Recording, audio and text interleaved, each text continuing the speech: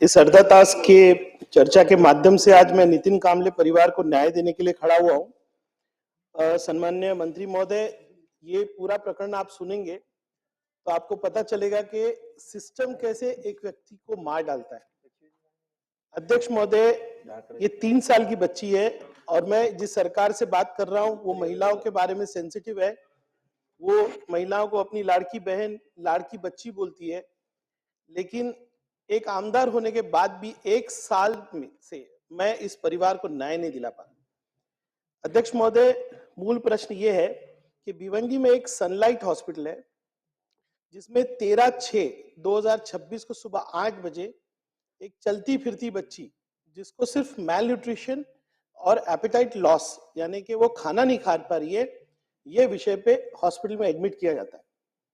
अध्यक्ष महोदय, मैं सनलाइट को विजिट कर चुका हूं और मैं आज सिस्टम के बारे में ऐसी बातें करने बताऊंगा आपको कि ऐसी कितनी बच्चियां, ऐसे कितनी कुमारी श्रद्धा नितिन कामले, यहां तक उनका विषय पहुंच नहीं पाता। अध्यक्ष महोदय, मैल न्यूट्रिशन के विषय पे वो एडमिट हुई, रात में उसको एक साथ 3 इंजेक्शन दिए जाते और मैं बहुत जिम्मेदारी से कह रहा हूं, एक अनट्रेन्ड नर्स, मैं आपको उसका पता, उसकी सारी डिटेल दूंगा। वो बच्ची बेचारी, वो नर्स के लिए काम कर रही थी 6,000 रुपए में।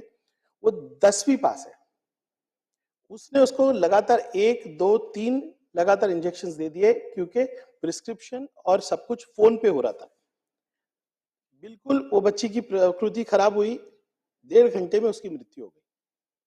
अध्यक्ष महोदय, इसकी तकरार उसी वक्त उसी दिन पुलिस स्टेशन में की गई, दूसरे दिन महानगर पालिका के आयुक्त को की गई और स्वतः मुख्यमंत्री को जो इसकी तकरार जो है की गई, उसकी डेट भी है कुछ 25 या 26 तारीख को। लेकिन लक्षवेदी लगने के बाद आप देखिए खुद महानगर पालिका के उत्तर में कि लक्षवेदी लगने के बाद 5/7 को एक मेडिकल ऑफिसर जाके उसको विजिट करता है। मेरा पहला क्वेश्चन है कि ये नर्सिंग होम जो रजिस्ट्रेशन होता है उसमें क्या होता है, वो आपको भी मालूम है, मुझे भी मालूम है। हमारे यहाँ पे आईजीएम अस्पताल है, उसमें सुविधा नहीं है, गोरगरीब वहां जाते हैं, उनको ट्रीटमेंट नहीं मिलता करके छोटे छोटे ये नर्सिंग होम में लोग ट्रीटमेंट लेते हैं। आपको पता है इतना बड़ा स्कैम है ये। नर्सिंग होम रजिस्टर करते हुए जो स्टाफ का डॉक्यूमेंट दे दिया जाता है, आप अभी बताएंगे ना, मैं आपको बता सकता हूं कि वही स्टाफ का डॉक्यूमेंट आपको दूसरे नर्सिंग होम में भी मिलेगा। मतलब ये धंधा है कि मैं डॉक्टर हूं, मैं नर्स हूं, मैं सनलाइट में भी काम कर रहा हूं और मैं सनसेट में भी काम कर रहा हूं। और जब 5/7 को विजिट हुई तो महानगर पालिका रिकॉर्ड में क्या कहता है कि हमको जो डॉक्यूमेंट दिए गए वो ट्रेन स्टाफ है। अरे वो स्टाफ कभी वहां रहता ही नहीं। और ऐसे कितने केसेस में देख रहा हूं, पूरा हेल्थ सिस्टम भिवंडी का कोलैप्स्ड है और महानगर पालिका की तारीफ करने बैठूं तो आज रात हो जाएगी। मंत्री महोदय जी, इसको टेस्ट केस लीजिए। पहला केस क्या है कि कौन सी तारीख को तकरार और कौन सी तारीख को विजिट, इस बीच में क्यों एक बच्ची की मौत को सीरियसली नहीं लिया गया मंत्री महोदय जी। दूसरा कि मैं इस पे पूरा इन्वेस्टिगेशन कर रहा हूं। आप इस सभागृह को भी बेचने का काम ये अधिकारी कर रहे हैं मंत्री महोदय जी।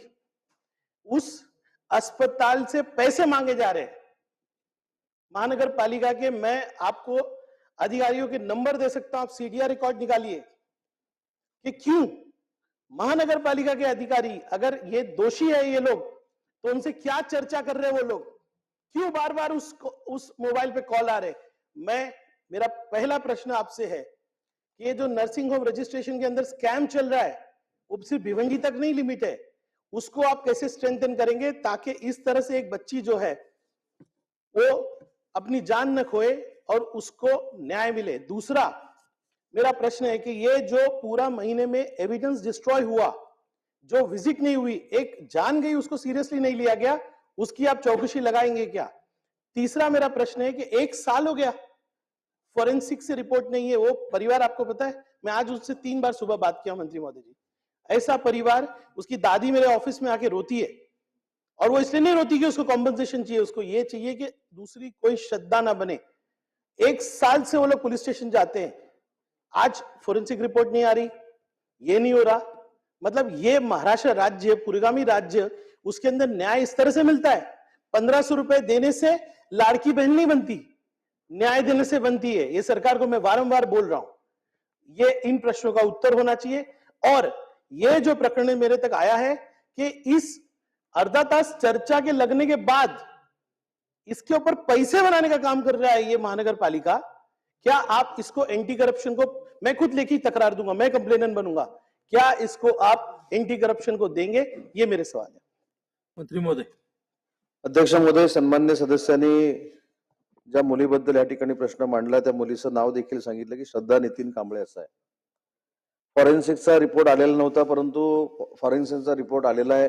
तो जे सांगतो ना जे मध्ये जाईल, त्याच्यानंतर सिव्हिल सर्जनच्या कमिटी समोर येईल आणि त्याच्यानंतर ते योग्य आहे की अयोग्य आहे ह्याच्यावर निर्णय केला जाईल. परंतु सन्मान्य सदस्य, जर या सगळ्या ह्याच्यामध्ये सदस्यांनी सांगितलेली गोष्ट खरी असेल की आता ही लक्षवेधी आल्यानंतर महानगरपालिकेचे अधिकारी कुठच्या ना कुठच्या मार्गाने जर पैशाची मागणी करत असतील, भ्रष्टाचार करण्याचा प्रयत्न करत असतील, तर त्याची सखोल चौकशी केली जाईल. विभागीय आयुक्तांच्या अध्यक्षतेखाली समिती नेमून याची चौकशी केली जाईल आणि त्याच्यामध्ये जे कोण गिल्टी असतील, जे कोण दोषी असतील, त्यांच्यावर कारवाई केली जाईल. परंतु हे सगळं बोलत असताना सन्माननीय सदस्य म्हणाले की लेक आपली लाडकी बहीण ही जी योजना आहे त्याच्यापेक्षा हे प्रकरण गांभीर्यानं घेतलं पाहिजे. नक्की आम्ही गांभीर्यानं घेऊ. सन्माननीय सदस्य सांगतायत ही गोष्ट खरी मानून त्याची चौकशी देखील लावू. फॉरेन्सिक लॅबचा रिपोर्ट का लेट आला त्याची देखील चौकशी करू. या सगळ्या चौकशा करू. परंतु ब्रीफिंग मधनं जे कळलेलं आहे त्याच्यामध्ये असं सांगण्यात आलेलं आहे की ती जी आजी आहे, जी आपल्याला भेटली असेल या फोनवर बोलते असेल, इंजेक्शन दिल्यानंतर, कारण आकडी येण्याचा हा प्रकार आहे, इंजेक्शन दिल्यानंतर तिला 1 तासभर 2 तास जे जेवण भरवायला नको होतं ते जेवण तिनं भरवलं आणि त्याच्यानंतर ठसका लागून ती त्या ठिकाणी गेली, अशा पद्धतीचा रिपोर्ट आहे. ठीक आहे, त्याच्यामध्ये देखील आपण जास्त जाऊया नको. विभागीय चौकशीमध्ये निष्पन्न होईल की नक्की काय आहे, कोण चांगलं होतं, कोण वाईट होतं आणि त्याच्यातनं जे काय निर्माण होईल त्याच्यावर आपण कार्यवाही करू. त्या समितीनं देखील बैठक लावलेली आहे. परंतु हे सगळं बोलत असताना याच्यामध्ये सरकारवर टीका करण्याचं काम देखील देशभाई आपण केलं. आणि जी ऐतिहासिक योजना सरकारनं आणली, इतके वर्ष अन्य पक्षांचं सरकार हे महाराष्ट्रामध्ये होतं, परंतु प्रत्येकाच्या घरामध्ये महिला भगिनींना ताकद आर्थिक देण्याचं काम जर कोणी केलं असेल तर ते एकनाथ शिंदेजी, देवेंद्रजी आणि अजितदादांच्या सरकारनं केलं. याची नोंद देखील देशभाई आपण घेतली पाहिजे.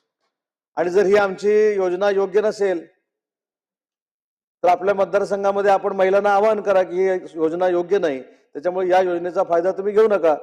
तर माझं असं म्हणणं आहे की ज्या गोष्टीवर आपण अर्धा तास चर्चा लावलेली आहे त्या अर्धा तास चर्चेवर जर सरकार सकारात्मक नसेल तर मला सगळ्या गोष्टी मान्य आहेत.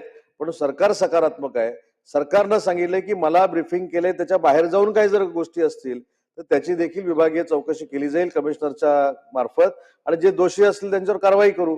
परंतु एक महत्वाची गोष्ट आहे की त्या हॉस्पिटलमध्ये काही झालंच नाही अशा पद्धतीचे देखील भाग नाही. आतापर्यंतची जी माहिती आहे त्याच्यामध्ये नर्सेस योग्य शिक्षणाच्या भरलेल्या आहेत, डॉक्टर योग्य शिक्षणाचे भरलेले आहेत, स्पेसिफिकेशन प्रमाणे हॉस्पिटल रेडी झालेलं आहे. पण तरी देखील सन्मान्य सदस्यांनी सांगितलेली माहिती आहे खरी आहे असं समजून तिथल्या विभागीय आयुक्तांकडून चौकशी केली जाईल. रईस भाई. अध्यक्ष महोदय, सम्मान्य मुख्यमंत्री का बहुत सम्मान करता हूं और उनकी योजना महाराष्ट्र के लिए बहुत रास्त है, ये भी कहता हूं. ये मेरा आक्रोश था. क्यों ये आक्रोश क्यों है? क्योंकि उदय सावंत जी के पास में जब भी कोई भी विषय के लिए गया हूं तो उन्होंने न्याय दिया है. लेकिन उदय सावंत जी, अब मुझे बोलना पड़ रहा है कि ये प्रशासन आपको मिसलीड कर रहा है. आपसे कहा गया कि वो हॉस्पिटल बिल्कुल ठीक है. मैं आज आपको इस प्रशासन को चैलेंज करता हूं, क्या उस बिल्डिंग की ओसी है? क्या चेंज ऑफ यूजर हुआ है? सर, आपको मिसलीड कर रहे हैं. आप अभी मुझे बोलिए, मैं आपके साथ खड़े रह के आज वीडियो रिलीज करके मुख्यमंत्री जी का आदर, सम्मान और उनका अभिनंदन करूंगा आपकी योजना के लिए. लेकिन अगर आपको मिसलीड किया जाता है तो आप और मैं आज ही भिवंडी जाते हैं. उस अस्पताल की आप परिस्थिति देखो. और मैंने 16 साल लोक प्रतिनिधि बन के काम किया है और हेल्थ में काम किया है. बड़ी जिम्मेदारी से कहता हूं कि जो डॉक्यूमेंट जो स्टाफ के सबमिट हुए हैं फॉर रजिस्ट्रेशन और जो बच्ची वहां पर इंजेक्शन दे रही थी वो अलग है. इस बच्ची का नाम प्रियंका है. आपको मैं और पुलिस के माध्यम से वहां आपको लेके जाऊंगा. मूल प्रश्न क्या है, सिस्टम के ऊपर है कि हम रजिस्ट्रेशन किस तरह से करते हैं। हम रजिस्ट्रेशन करते हुए जो डॉक्यूमेंट लेते हैं वो स्टाफ वहां नहीं रहता है, और ये बच्ची की जो डेथ हुई, आज उसकी दादी के ऊपर इल्जाम लगाया जा रहा है। चीजें तो बाहर आएगी, सीएस भी इंक्वायरी कर रहे हैं, सब कर रहे हैं, पर अगर एक अनट्रेन्ड नर्स ने उसको इंजेक्शन दिया है, ये तथ्य बाहर आता है, तो बताइए ये वो अधिकारी जो आपको मिसब्रीफ करते हैं, उनको आप क्या सजा देंगे? क्या आप उनके ऊपर निग्लिजेंस का, जिसको कहते हैं होमोसाइड का, आप केस रजिस्टर करेंगे? सन्माननीय मंत्री महोदय. सन्मान्य अध्यक्ष महोदय, सन्मान्य सदस्यांनी जी या ठिकाणी माहिती दिली, मगाशीच सांगितलं की ठीक आहे, ब्रीफिंग करताना काही चुकीचं झालं असेल, त्याच्याबद्दल दुमत असण्याचं काही कारण नाही. रईसभाईंनी जी माहिती दिलेली आहे ती खरी मानूनच विभागीय आयुक्तांच्या अध्यक्षतेखाली आपण समिती नेमून त्याची चौकशी करतोय आणि 30 दिवसाच्या आत त्याचा अहवाल आल्यानंतर त्याच्यामध्ये दोषी कोण असतील त्याच्यावर नक्की कारवाई करू. आणि रईसभाई, तुमचं मनापासून तुम्हाला धन्यवाद देतो की आमच्या मुख्यमंत्र्यांनी आणि दोन्ही उपमुख्यमंत्र्यांनी ज्या योजना बजेटच्या माध्यमातून महाराष्ट्राच्या जनतेला दिलेल्या आहेत त्याचं आपण तोंड भरून कौतुक केलं. असंच समर्थन आणि पाठिंबा आम्हाला देत राहा. आम्ही तुमची सगळी कामं करू. अमीन भाई. अध्यक्ष महोदय, ये अर्धा चर्चा जो सम्मान्य सदस्य रईस शेख साहब ने लाई है, उसमें एक बात में मंत्री महोदय, मुझको याद है नागपुर 2014 में आपने एक बहुत अच्छा लक्ष्य वेधी का उत्तर दिया था. अब यूडी मिनिस्टर थे, स्टेट यूडी मिनिस्टर थे, हेल्थ के ऊपर ही, उसका हॉस्पिटल के ऊपर ही सवाल था. आज एक बच्चा की डेथ हो गई है निग्लिजेंस से. आज सुबह के अखबार में कलवा के अंदर 21 बच्चे जून महीने के अंदर, सिर्फ जून महीने में 21 न्यू बॉर्न बेबी, जो नव जन्मेले बच्चे, उनकी डेथ हो गई है. 21 बच्चे की डेथ. अध्यक्ष महोदय, पिछले साल उसी हॉस्पिटल में 23 बच्चे की डेथ हो गई थी. इस साल सिर्फ जून महीने में 21 बच्चे की डेथ हो गई है. और जो डॉक्टर है वहां के head of the paediatric department, doctor Jayesh Panot, वो ये कहते हैं कि बच्चों को जन्म होते ही गोल्डन मिनट्स में दवा दी नहीं गई, इसलिए इन बच्चों की डेथ हो गई है. अध्यक्ष महोदय, बहुत गंभीर सवाल है. मुंबई में, मुंबई के आसपास भिवंडी, थाना, नई मुंबई, इसके अंदर जो कि महाराष्ट्र की जान मानी जाती है, उसमें अगर 21 बच्चों की डेथ हो जाएगी एक महीने के अंदर, ये बहुत ही गंभीर सवाल उठता है. वो दूध मुँहे बच्चे होते हैं जिनकी आंख खुली नहीं, उन्होंने दुनिया की रंगीनियत देखी नहीं, उन्होंने दुनिया को देखी नहीं, अपने माँ बाप को देखा नहीं, और उन बच्चों की डेथ हो जाती है. और उस हॉस्पिटल में ये कहा जाता है कि उनको फर्स्ट मिनट दवा न मिलने की वजह से उनकी डेथ हो गई. इसका मतलब कि अगर दवा मिल जाती तो बच्चे बच सकते थे. आज उन बच्चों की मौत का जिम्मेदार कौन? वो हॉस्पिटल, ये शासन, प्रशासन, कौन है इसका जिम्मेदार? ये 21 बच्चों की मौत का कोई हिसाब देने वाला, लेने वाला, इसमें कोई होगा कि नहीं होगा? मेरी आपकी, आप बहुत अच्छे मिनिस्टर हो, आप इसमें जरूर एक्शन लेंगे, मगर इन 21 बच्चों का जो बलिदान है, जो शहीद हो गए बच्चे जिनको दवा नहीं मिली, उनका ये बलिदान व्यर्थ न होगा. और आने वाले दिनों में ऐसे बच्चों की, जो नौ बच्चे न्यू बॉर्न बेबी है, उनकी डेथ पूरे महाराष्ट्र में नहीं होगी. उसके लिए सरकार क्या कदम उठाएगी, किस तरह से उनको सहूलत देगी, किस तरह से डॉक्टर और दवाई का उपलब्ध किया जाएगा, इसका उत्तर आप कृपा करके दीजिए. अध्यक्ष महोदय, अर्धा तास चर्चा ही वेगळ्या विषयाची असल्यामुळे ही माहिती माझ्याकडे नाही, परंतु अमीनभाई याची माहिती घेतली जाईल आणि पुढच्या 2 दिवसामध्ये, आणि शक्य झालं तर आजच मी स्वतः त्या ठिकाणी व्हिजिट करेन. त्याच्यामध्ये काय झालंय ते माहिती घेऊन मी सभागृहामध्ये निवेदन करेन.